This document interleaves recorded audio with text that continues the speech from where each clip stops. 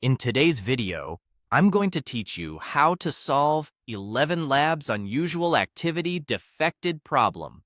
If you're running into an unusual activity warning while using ElevenLabs, it often comes down to your browser storing stale or conflicting session data. The quickest, safest fix is to clear the cookies and cached files that the site relies on to keep you signed in and loading pages quickly. I'll guide you through it step by step so you know exactly what to click and why it works. Begin by opening your browser and heading to Google. In the upper right corner of the window, find the three vertical dots that open the main browser menu.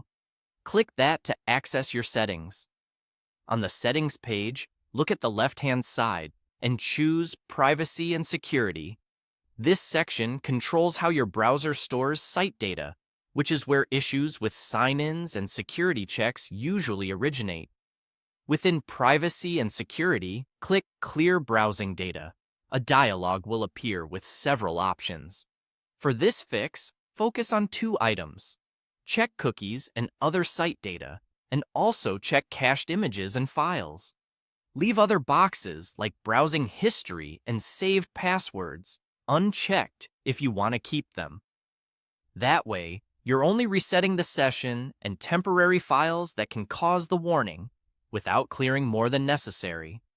You'll also see a time range menu near the top. The default selection is typically fine. The essential part is that cookies and cache are selected. A quick heads up before you proceed. Clearing cookies will sign you out of most websites because it removes the tokens that keep you logged in. That's expected and exactly what helps refresh the session. Clearing cached images and files may make some pages load a bit slower the first time afterward, but performance will bounce back as the cache rebuilds. When you're ready, click Clear Data and give it a moment to complete. Once it finishes, the browser will have removed the stored session and temporary files that can confuse automated security systems and trigger the unusual activity prompt.